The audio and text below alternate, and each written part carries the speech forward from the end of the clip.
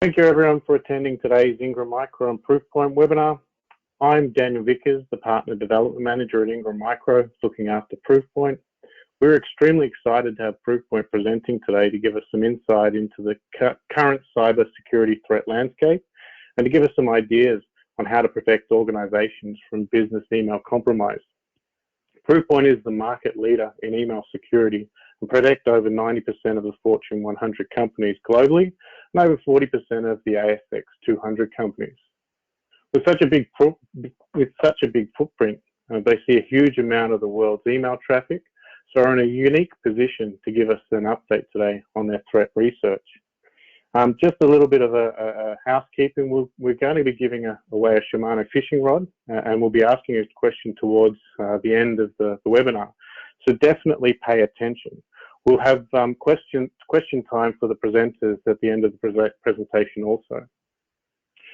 So enough for me for now. I'd like to hand it over to our presenters today.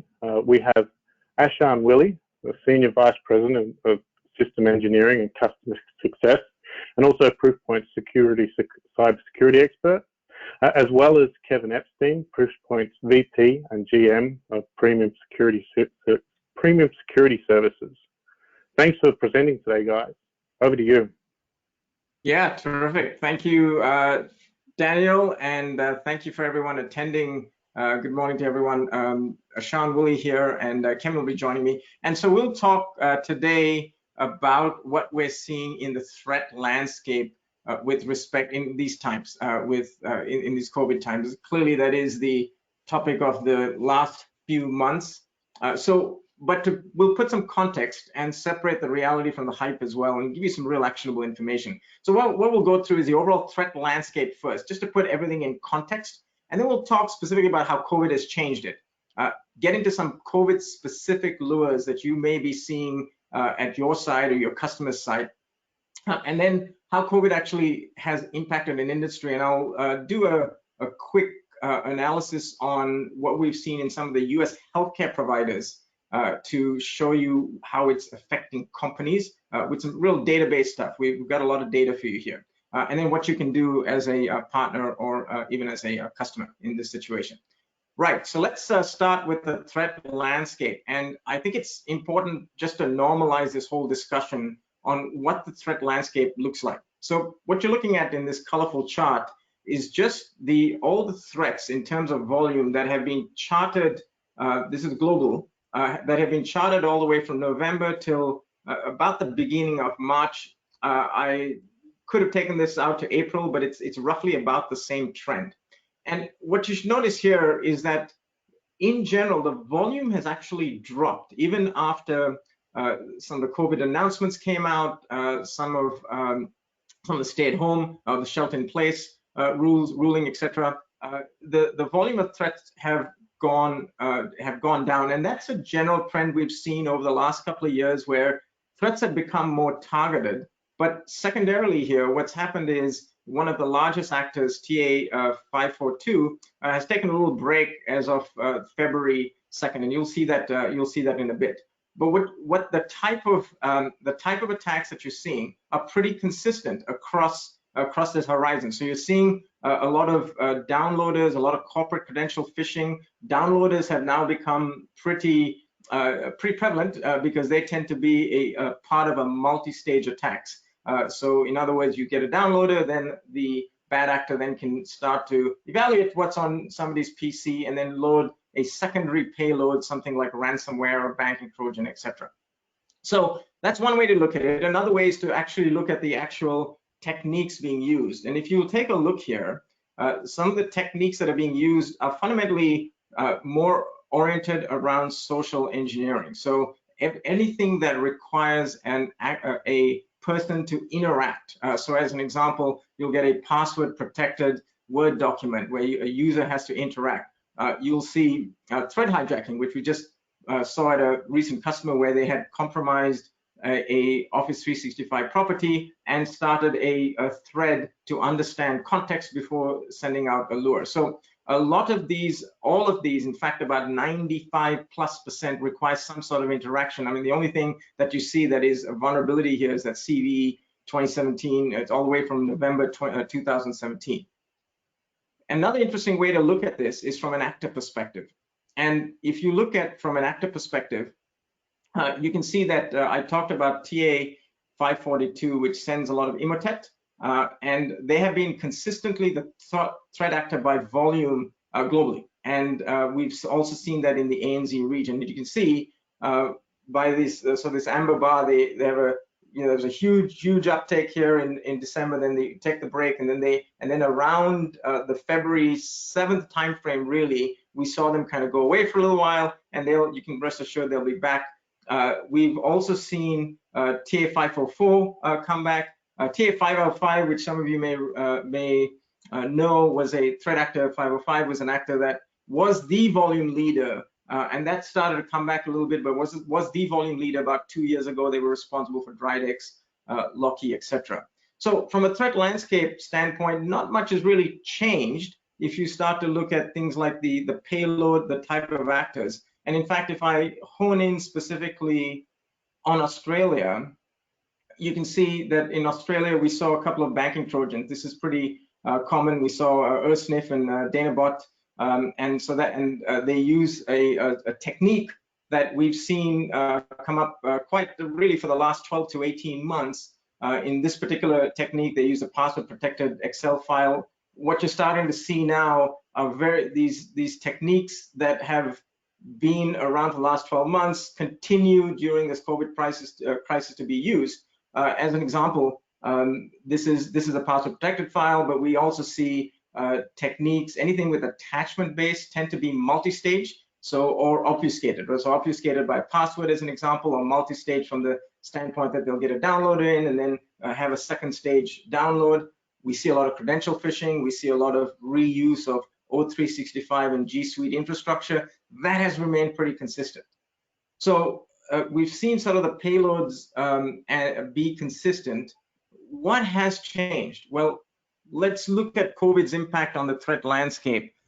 And the big thing we've seen change in a big way from a campaign standpoint is that the lures have changed significantly. And I'm just thumbing through a few lures. We will go into some detail about some of these lures, but these lures have been all forms. They leverage all forms of techniques. They whether it's attachment, whether it's URLs, whether it's thread hijacking, in every language. In fact, the first COVID lures we saw was actually in Japan, and they have expanded significantly across every geography, in every vertical, across every segment, every size of customers. We have seen this on a pretty consistent basis. So my colleague here, Kevin, can you put into context what this means in the context of the whole threat landscape? Absolutely. So if we flip to the next slide, super important differentiation to make here. Lures are not threats. I mean, the headlines are full of so-called new COVID threats, which of course sets every CEO's teeth on edge, which then cascades downward and sets every CISO's teeth on edge. But to quote one of the great sages of our time, Flavor Flav, don't believe the hype. Right? Threats are a set of related security challenges. If you look at the chart on the right side of the screen, right, a threat is something initiated by a threat actor with a purpose, delivered by a specific vector that could be network or, candidly these days, 99% plus via email.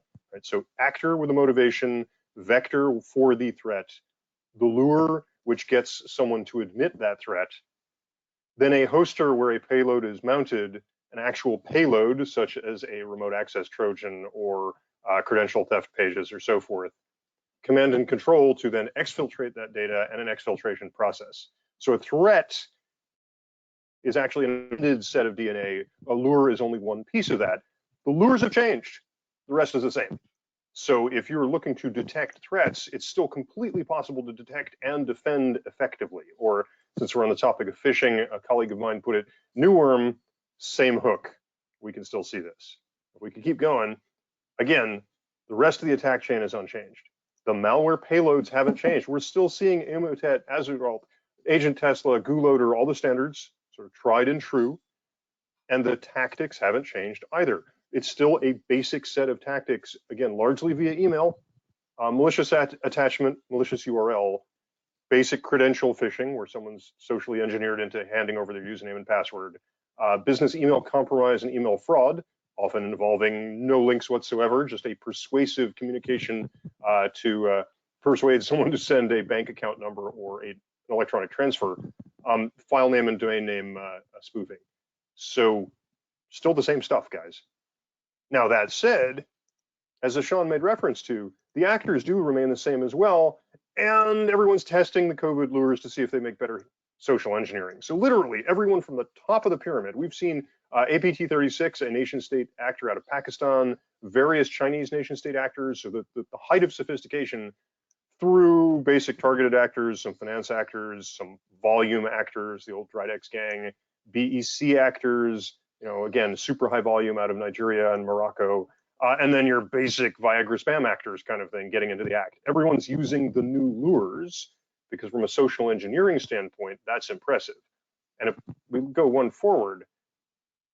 Yeah, and what I would say, Kevin, is as they use these lures, what they're hoping for, there's what we have seen is the lures have changed, and we've also seen the reaction to the lures change, because they're taking advantage of people's emotional state, whether it's something about your local school, where it's more sophisticated, whether it's something about getting back from working from home, all of that, and it's being leveraged throughout this. And as a result, we're actually seeing more response to those type of threats from people, especially as people work from home. They don't have colleagues around them, etc. So we're part of the reason this is going up and down the chain from all your most unsophisticated to your most sophisticated actors is because these lures are actually working. Absolutely. And if something gets in, the social engineering effect is more pronounced than ever. And again, because context is different, because you're logging in from home, because you're using different systems, you're more tempted to click. So as well as classic defensive systems, classic security awareness training has become of heightened importance in these times. It's no longer the old-fashioned IRS is out to get you, although that still works, or the local tax authority. It is COVID, and COVID works because people are hardwired to respond to fear. And again, if we look at the next slide, let's skip one forward. There we go. If we look at this trend, overall, the orange bar is COVID-related lures, and the blue bar are all other lures. Now, in context, you can see, okay, gosh, COVID doesn't look that big. But make no mistake, as a percent of lures, we've never seen a single lure topic hit this level of volume, and the ramp rate is exceptionally high. If you look at the chart on the right side of your screen, it's gone from nothing, I mean, literally nothing. There was no COVID lures in January, to March and April, where they are now a substantial, again, the highest single proportion of the whole overall around the world. Because again, they work. People click if they get through, which is all the more reason to make sure that if someone clicks, either that URL is blocked post message delivery, or again, that they're trained so they click fewer. You can't rely on a single layer defense. You need multiple layers in the defense, from the gateway blocking all the way on through click protection, attachment sandboxing, training, etc., and outbound defenses as well, like web isolation and so forth. So we keep going. One more slide, I think. There we go. Quick poll for you guys. I'm curious. We claim this is global, but what have you seen? Have you seen COVID-themed campaigns in your, if you're a customer, or your customers' Proofpoint TAP dashboards, or just anecdotally?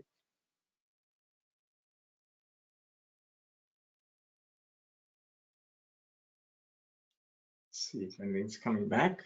Yep, I'm tempted to hum Men at Work's Cargo album right about now for background music, but it's probably not for the best. All right. So moving on, and we'll publish the poll results shortly. What are we seeing?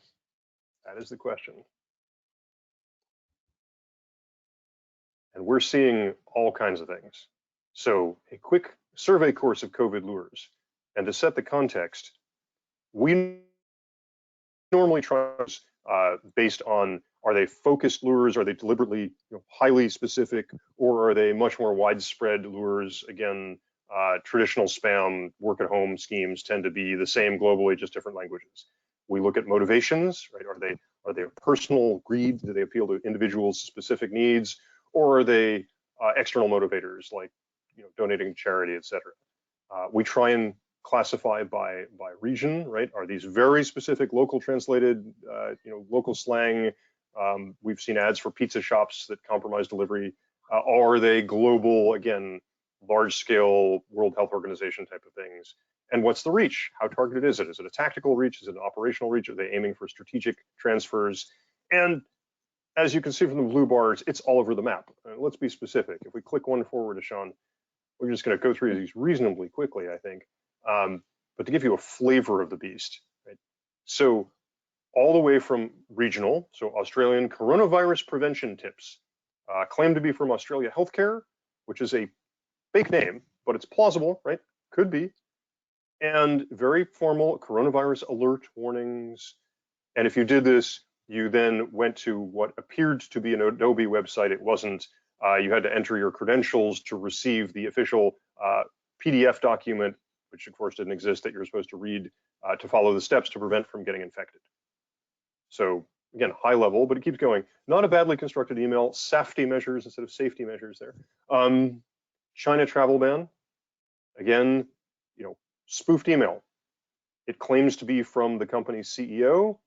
Personal travel ban to China, update, here's what's going on. Again, similar tactic, but not quite, wasn't hosted. It was a direct Microsoft Word attachment, but the attachment had a URL. If you click the URL to quote, unlock the Microsoft Word, you'd again be prompted to enter credentials.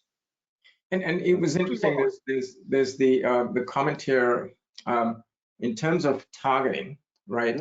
We did see very early on that the COVID, the most sophisticated actors really targeted verticals, really targeted healthcare, right? And we'll show some data around that. But they also targeted some ancillary places, right? So anyone making manufacturing, making medical equipment, as an example, specifically healthcare and medical equipment. They targeted shipping, the shipping industry, which was interesting, right? So so there are some very specific verticals that the most sophisticated actors targeted early on. Yep, and in fact, the class of lures has also shifted. In the early days, it was alert focused. As the threat evolved, it became warnings and stay at home. And if we flip to the next slide, you'll see some of that. And it continues to evolve. The most popular COVID lures these days are delivery notifications, because since everyone was quarantining at home, everyone was awaiting crucial packages, and you're more likely to click on your local delivery service notification. So again, as it migrated, it went from alerts to survival. Again, we've fear and greed, right? A video that covers extraordinary measures. The subject lines are priceless, right? The sneeze of death, really? Corona worse than Ebola, feeling helpless against Corona, really classic, I hate to say it, but classic social engineering. Praise on the folks at home who are scared. And, yeah, and this one was more of a spam than a malicious. This actually was an hour-long video which made extraordinary claims, as Kim said, and at the end made a pitch for you to buy a $37 kit that'll help you through coronavirus. Guaranteed to work, guaranteed. So we keep going. Again, we've seen it low, and that last one is an example of aimed low, and we've seen it aimed high for higher motivators. Right? This was pretending to be the WHO, again, with so-called safety measures. If you, in fact, opened the attachment, it wasn't executable. It was a keylogger with command and control back on Yandex. So we don't actually know the volume because we stopped this one right pre-gateway, but higher volumes. Yeah, and a little interesting fact about this one is that there is the WHO actually doesn't authenticate their email.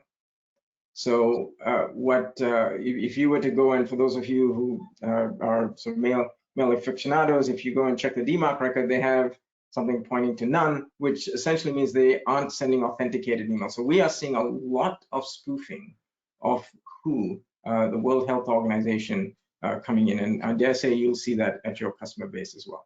And as you notice in the email address, who-pc on that one. That's right. And then as Sean made reference, right, as it progresses, You then start moving upstream and to supply chain.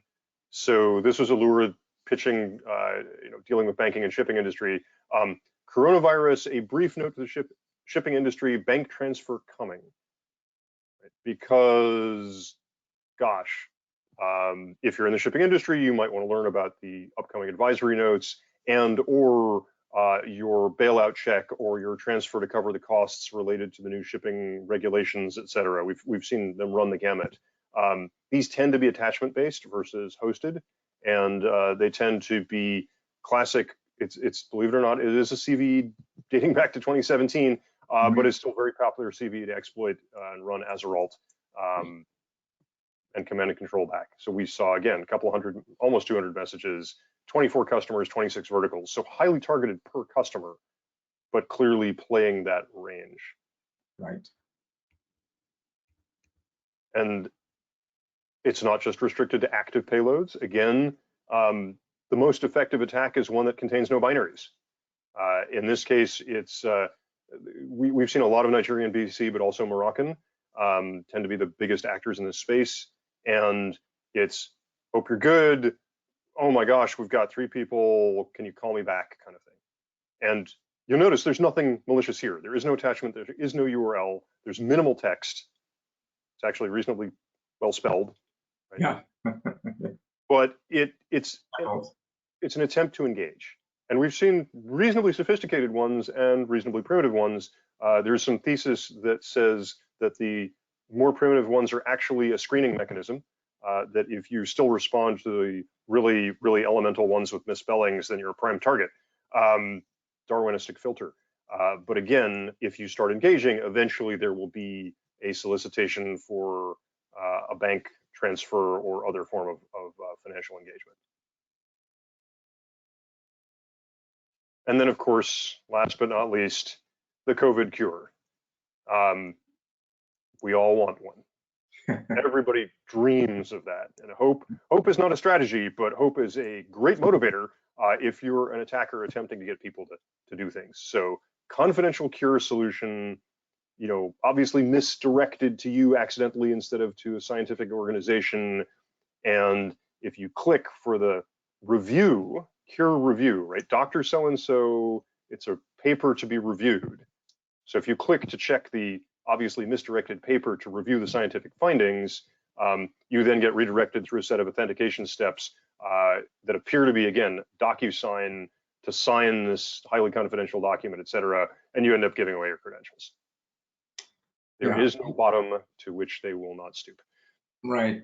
Now, just a reminder, or actually, I don't think we mentioned this, these are all real lures that our threat research team, Kevin's team, has garnered, anonymized, of course, right? And they also, I get asked this question quite a bit, is that are sending lures, examples of lures, a good way to train your population, right? And Kevin, I'd like your opinion on that.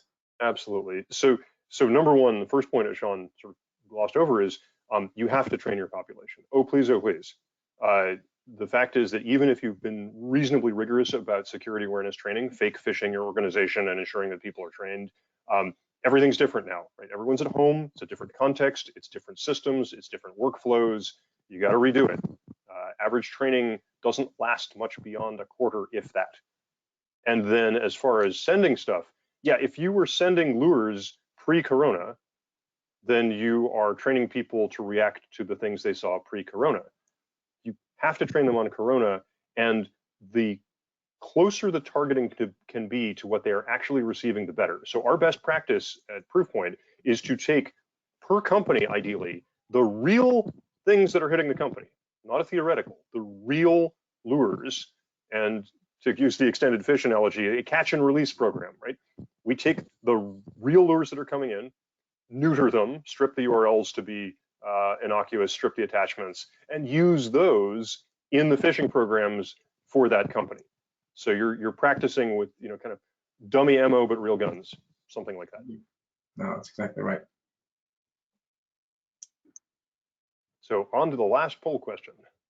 Again, have you personally seen by industry, by function, not just COVID, but within the COVID subcategory, the strategic level, the tactical, the personal appeal, the cure, or you don't use email these days, so you actually haven't seen any lures, or possibly you're behind proof point, so you haven't seen any lures. Either one works.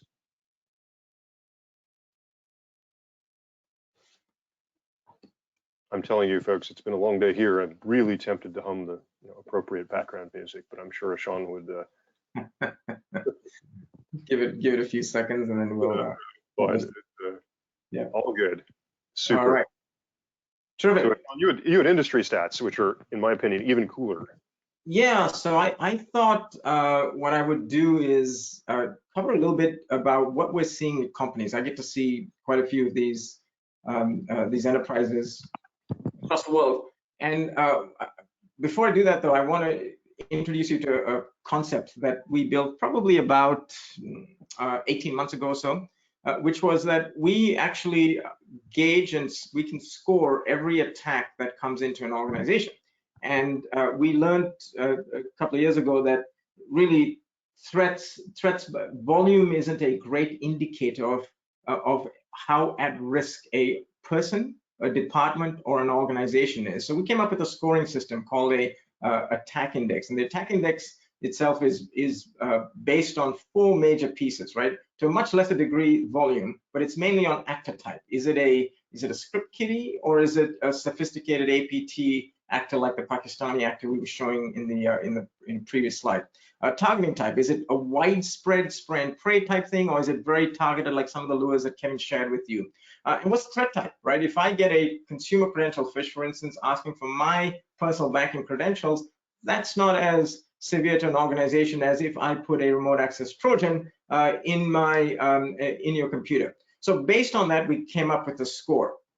And there's nuances to this, but it's been relatively accurate. And so what I wanted to do is actually share with you some data that we've gotten from US hospitals. So I looked at the data from US hospitals. These are 4 relatively anywhere from mid-sized to large US hospitals. And you can see what we have there is the total attack index, and that's a number from 0 to 9,000.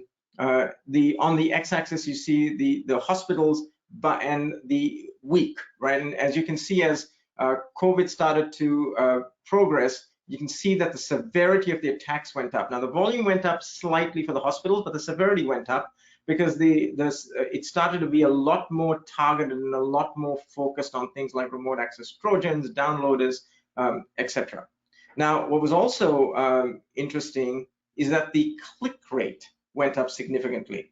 So you can see as time progressed, the click rate went up pretty significantly, and there's plenty of reasons for that, right? One is the lures we talked about. The second is, if you think just from a social standpoint, as people, especially the non-essential people in the hospital side of work from home here in the US, they were clicking on a lot of things. The lures were good. They just tended to click on more things, and as a result, and by the way, this is not just with healthcare, this is across the verticals. So we've actually seen click rates increase by about 20 to 30% in this particular period. You don't have your local IT person, you don't have somebody beside you to kind of validate this stuff.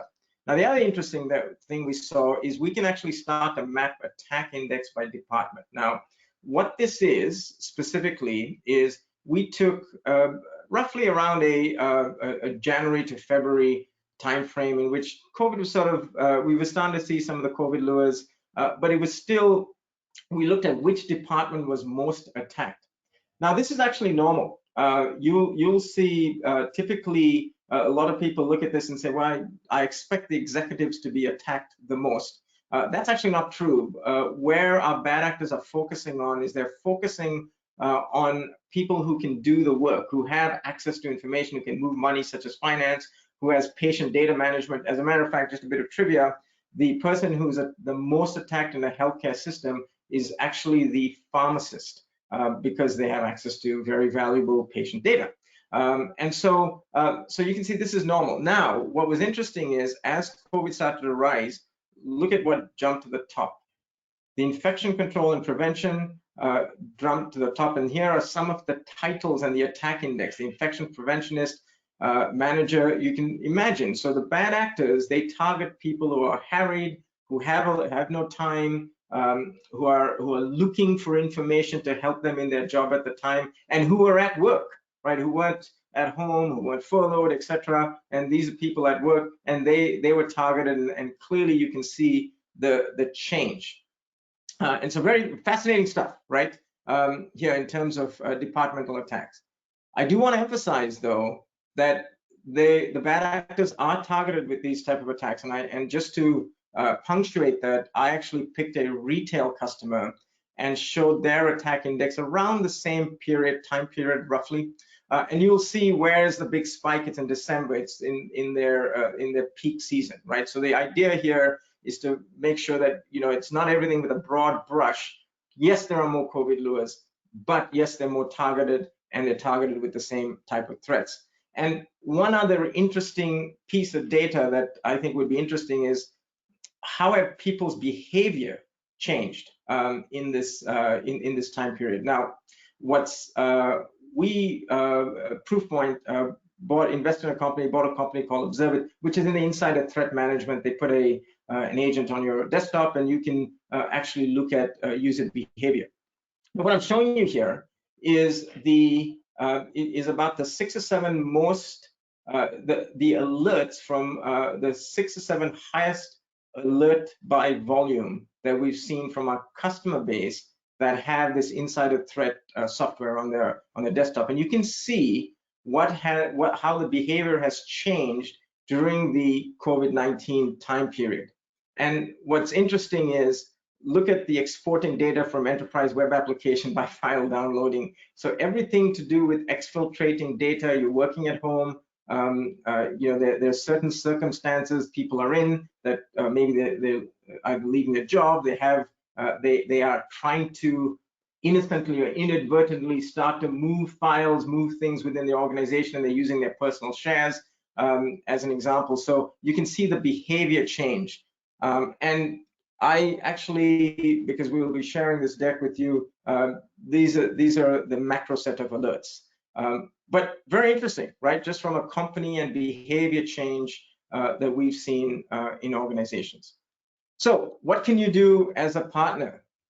And Kevin, maybe you and I can cover this together, but the very first thing I think is you can really inform your customers of the COVID-19 threat landscape like today. And just to summarize, this is a really good I think summary of what's going on. What is not new? The overall message volume we talked about, the techniques that are used, the actors observed. Kevin walked you through the malware payloads. What is new? The social engineering lures and themes that all use COVID-19.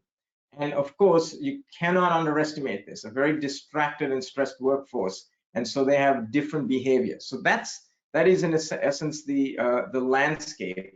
Now, the other piece of advice I would give here is clearly put in the appropriate gateway controls by upgrading any legacy system. Any good advanced email system should be able to detect this, because again, the payloads are the same.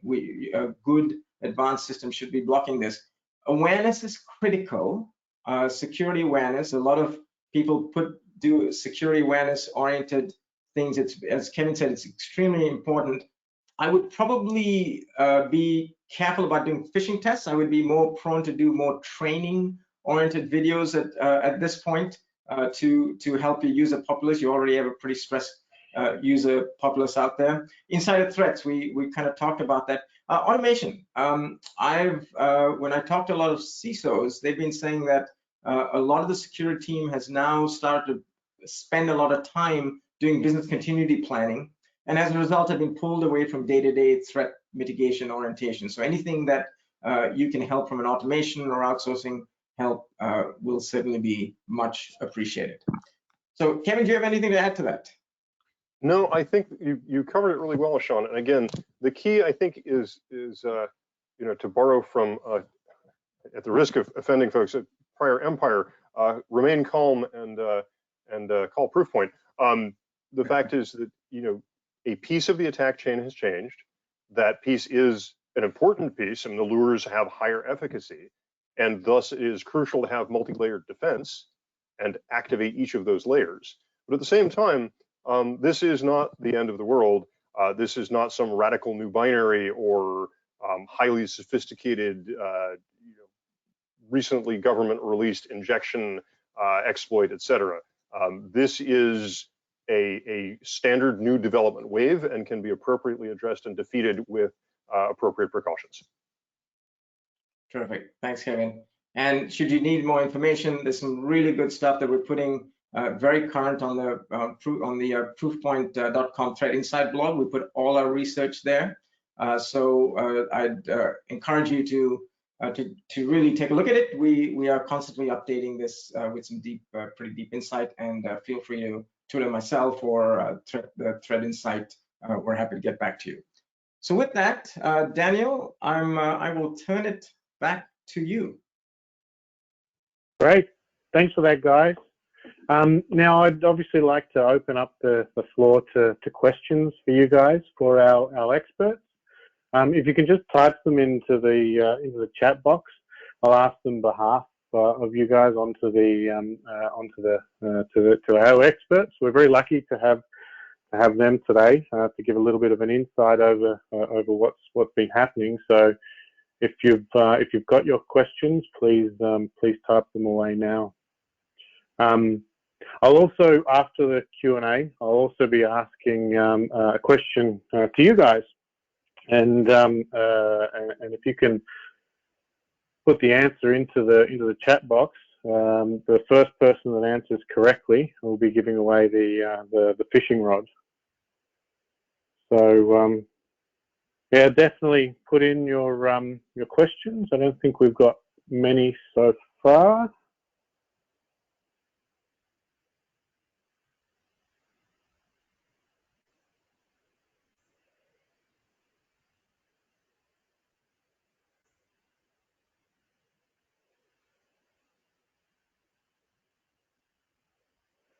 I have one question.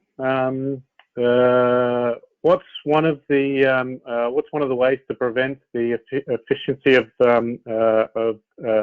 these lures? Sean, you want me to take that, or do you want to? Yeah, go for it. Excellent. Yeah. So there's two aspects, right? The first one is don't let the lure get to the person, and of course, again, there are multiple layers that frankly we knock out most of these before they even reach someone. Second approach is to neuter the subsequent URL, right? So if someone clicks on that URL, we can sandbox the payload and prevent that browser from going anywhere. Or even if the sandboxing is uncertain, put it in a web isolation tank where they can read the web page but can't submit data, they can't submit their credentials. But candidly, the best defense is human-based. Make sure that in addition to all of the technology, they're trained on the newest lures.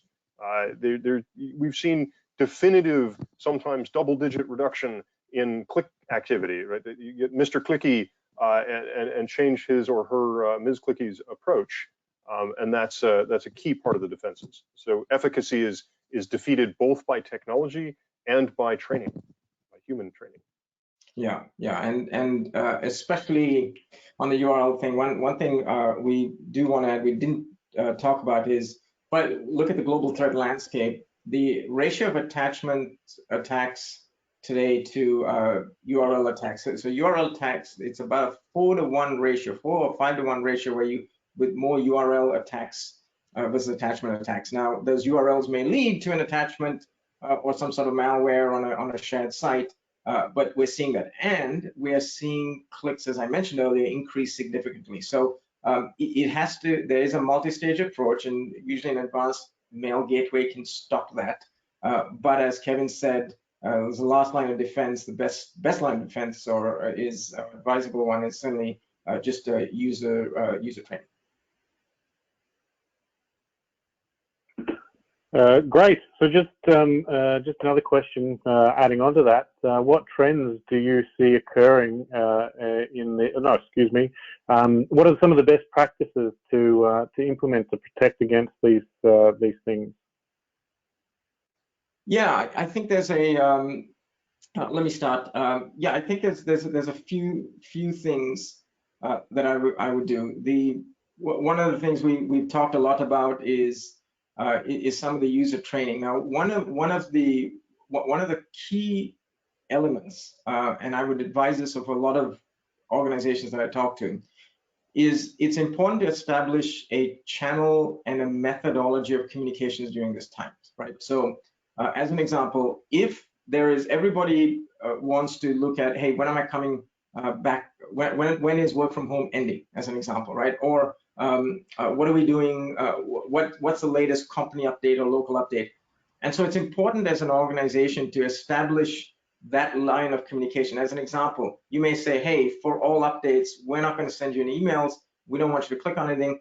Go to this wiki, an intranet portal, as an example. Or I will send all my information in text in the body of the email such that you don't click. And that just safeguards your users to look for what's legitimate versus clicking on things that are illegitimate. So that's clearly a user behavior thing. The next set of things are more around technology. If you anything to do with some sort of your gateway needs to be able to rewrite URLs. It needs to be able to block on click time. It needs to be able to stop all the modern threat pieces. And as long as you're focused on stopping the modern threat pieces for the last 6 months, anything to do with BC, anything to do with credential phishing that leads back to shared sites such as SharePoint or Office Online, any of those type of threats, if you're already doing that, you're typically in good shape. Great. Another question, what trends do you see occurring in the threat landscape moving forward? Yeah, Kevin, you want to take that? Yeah, I'll totally take that. So, it's funny, we joke, kind of ruefully that change is the only constant. So first thing, just most immediately within the COVID framework, as COVID shifts and people's behavior shifts, so will the attackers. I already mentioned the idea that they progressed from warnings to cure and health advice while you're at home to delivery notices because people are getting deliveries. I guarantee that as people begin to lift from quarantine or to lift from stay-at-home orders, that you will see new lures that will leverage that. Things like click here to find the latest open beaches near you, things like that.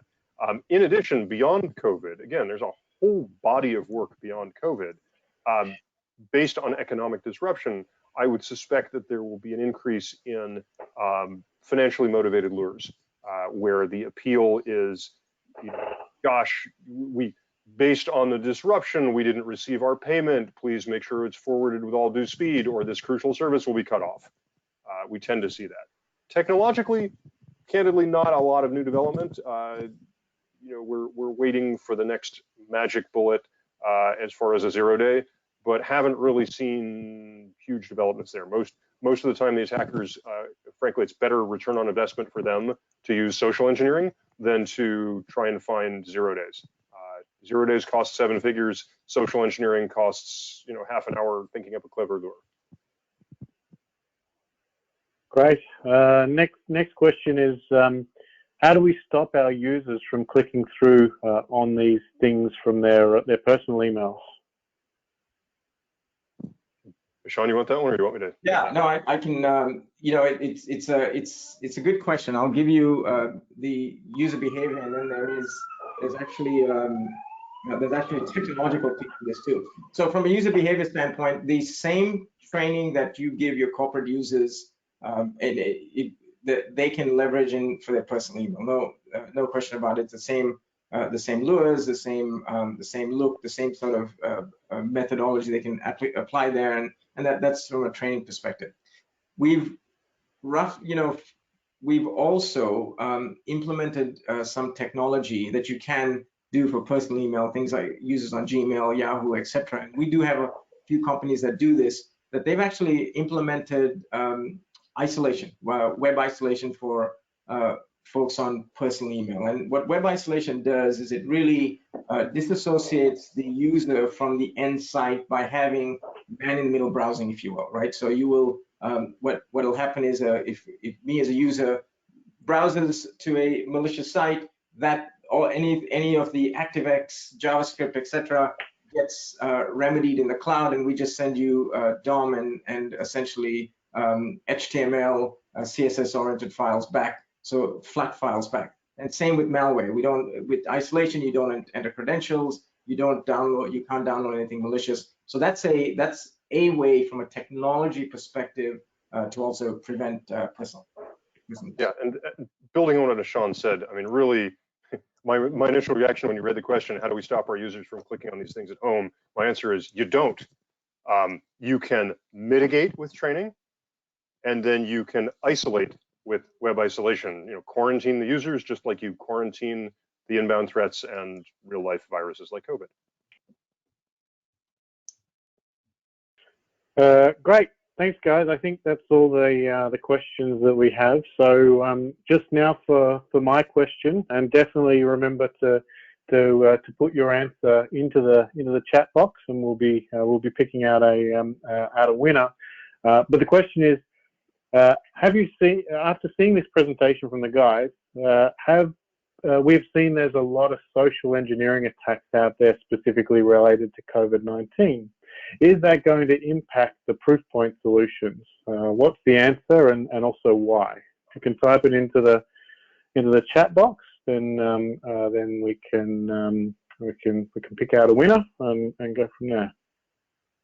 I'll just give a couple of seconds for everyone to put in their answer before I give the answer.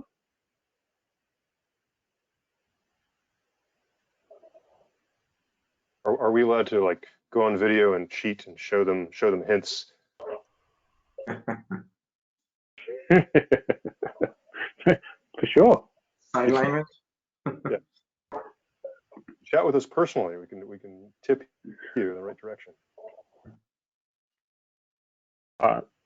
I don't think I have visibility. So I hopefully everyone's put their answer through. Obviously the correct answer is no, and I think it was Kevin. I'll quote you. New worm, same hook, I think is what you specifically said. Yep. Great. Well, I think that's it for today. We'll be reaching out with some details after this in the coming days. So definitely keep a lookout for some information and things like that. If you'd like to know more about Proofpoint, definitely please reach out to your technology partner. Thanks again for attending, everyone. Hopefully you got a lot out of it, and have a great rest of the day. Thanks, folks.